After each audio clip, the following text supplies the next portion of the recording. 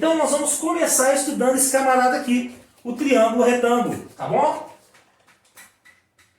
Nós já mencionamos, nós já falamos sobre ele, sobre o triângulo retângulo.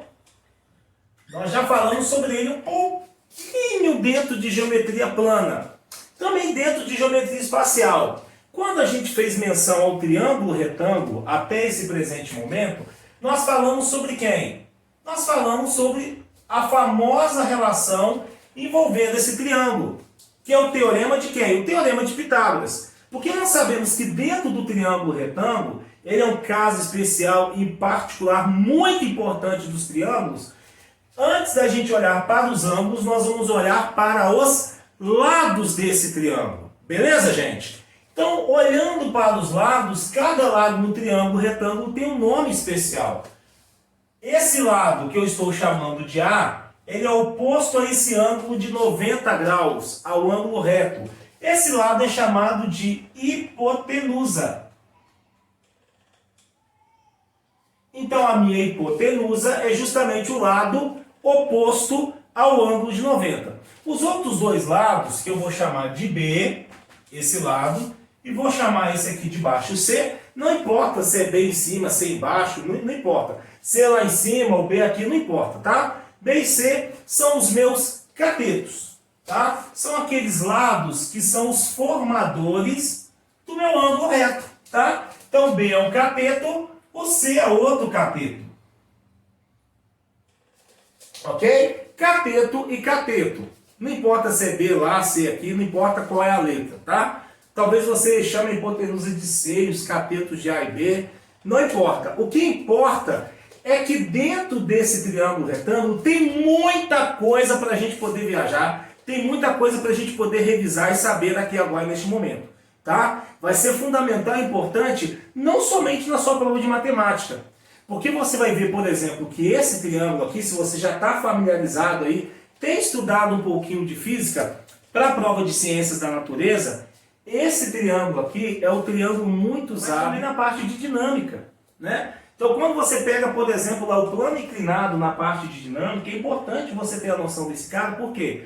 Porque dentro do plano inclinado, geralmente tem um bloquinho, tem um objeto aqui, né, assim que a gente trabalha, e aí vai entrar a decomposição de forças, vai entrar uma série de questões, de elementos que são lá da física, né, a força-peso, tração e tudo mais. E quando eu trabalho com plano inclinado, o triângulo retângulo está envolvido lá. Eu estou dando um exemplo para vocês da física, mas tem muitos outros exemplos na prova de matemática e de ciências da natureza, especificamente dentro da parte de física, que vai trabalhar o triângulo retângulo exaustivamente. Então ele é fundamental e ele é importante. E a relação mais importante, o teorema mais importante dentro das minhas relações métricas, muita atenção nisso aqui agora, a gente vai começar a falar um pouquinho das relações métricas dentro desse triângulo retângulo.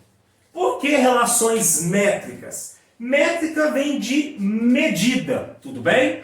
Então, quando eu estiver falando dentro dessas relações envolvendo medidas, e eu estou falando aqui medida da hipotenusa e a medida de quem? Dos meus catetos, tá bom? Só essas medidas e outras que serão originadas, né, serão formadas a partir dessas medidas, tá? Não vou falar de ângulos por enquanto, apenas da hipotenusa, dos catetos e outras medidas que surgirão dentro do meu triângulo retângulo, que elas serão geradas a partir desses elementos, tá? Isso são as minhas relações métricas, todas as relações envolvidas as medidas desses lados, desses segmentos, desses elementos que vão aparecer a partir de agora, beleza? E é importante entender que a principal das relações métricas é o famoso teorema de Pitágoras, que eu vou até listá-los do lado de cá, e aqui eu vou colocar como número 1, tá? O quadrado da hipotenusa é igual à soma dos quadrados dos catetos. Essa é a relação mais importante e a mais conhecida e muitas vezes a mais abordada no Enem, que é o meu teorema de Pitágoras. Ok? Então, o Teorema de Pitágoras envolvendo catetos e a hipotenusa. O quadrado da hipotenusa é igual à soma dos quadrados dos catetos. Nós usamos esse teorema em alguns exercícios dentro de geometria plana e de geometria espacial, não é isso, gente? Estão lembrados? Da nossa aula de exercício, dos conteúdos que nós trabalhamos até aqui, a gente usou muito esse teorema, tá certo? Porém, essa não é a única relação métrica, a única fórmula ou relação envolvendo as medidas de um triângulo retângulo. Por isso eu quero construir com você aqui agora, um pouquinho diferente, mas que vai dar margem para a gente entender essas outras relações. Eu vou mudar a posição do meu triângulo retângulo.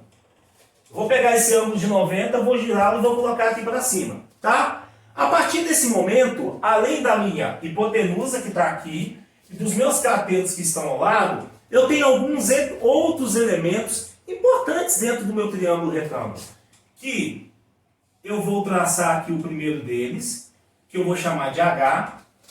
Esse H aqui é o que nós chamamos de altura relativa à hipotenusa. Por quê? Altura relativa à hipotenusa, porque é a altura que vai interceptar, que vai cortar, ela vai cruzar com a minha hipotenusa. A hipotenusa que eu estou chamando de A, que está aqui embaixo. Já havíamos falado que B e C, não importa a ordem, são os catetos. Eles são os formadores do meu ângulo de 90 graus. Os lados que ajudam a formar o meu ângulo de 90 graus. Tá certo isso? E aí, diante disso, eu ainda tenho aqui embaixo o que nós vamos chamar de M e o que eu vou chamar de N. M é esse pedacinho aqui, ok, galera? E N é esse outro pedacinho que está aqui. MN nós vamos chamar de projeções. São as projeções dos catetos sobre a minha hipotenusa. O que é uma projeção? Gente, a gente vai trocar aqui de um modo bem fácil, para ficar bem tranquilo, sem lero-lero, sem enrolação. O que é a minha projeção? A projeção é a sombra, tá bom? Então, o que está acontecendo? Eu tenho aqui a minha sombra, ok? Eu tenho aqui uma sombra, é como se eu tivesse assim, eu tivesse uma lâmpada aqui em cima. Essa lâmpada, vamos supor que esse cateto B fosse uma escadinha. Se eu iluminasse essa escada, uma lâmpada em cima dessa escada aqui, vocês concordam que esse M seria a sombra dessa escada, que eu estou chamando de B, sobre o chão, onde está a minha hipotenusa?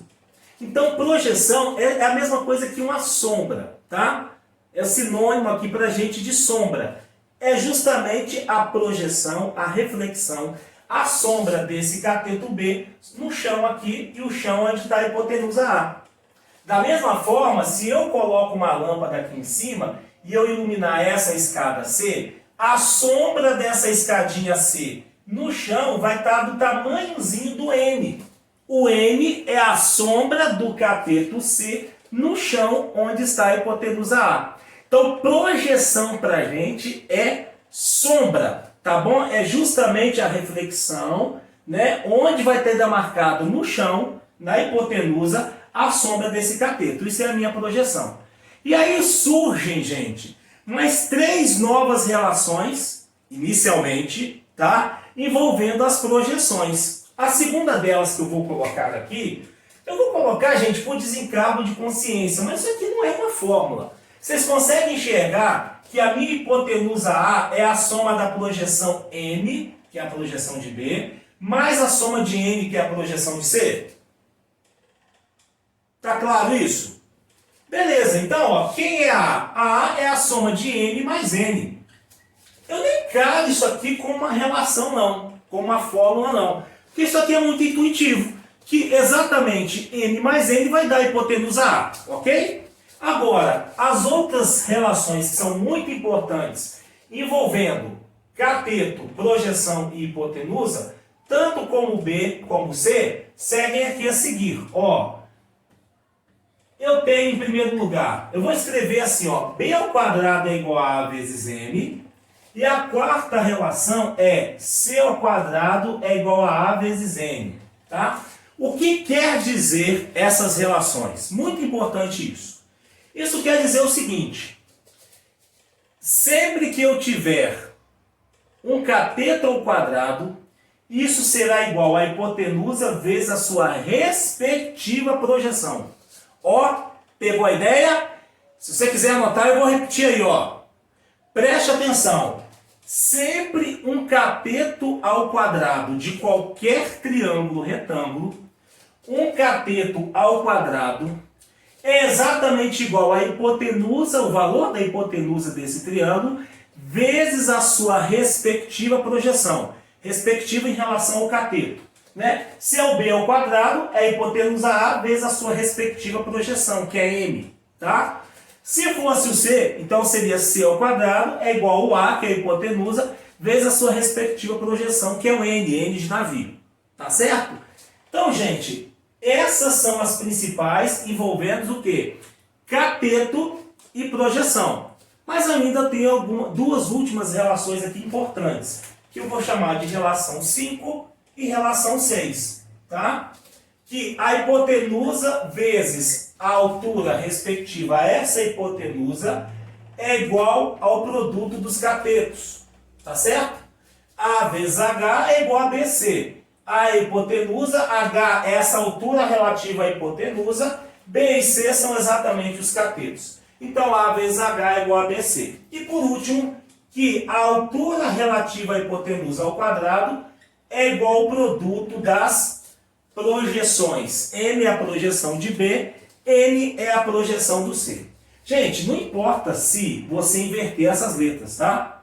Se você joga esse N para cá, esse N para cá, não importa, tá? O que importa é você entender onde se encontram cada um desses elementos para vocês não confundirem essas relações, tá?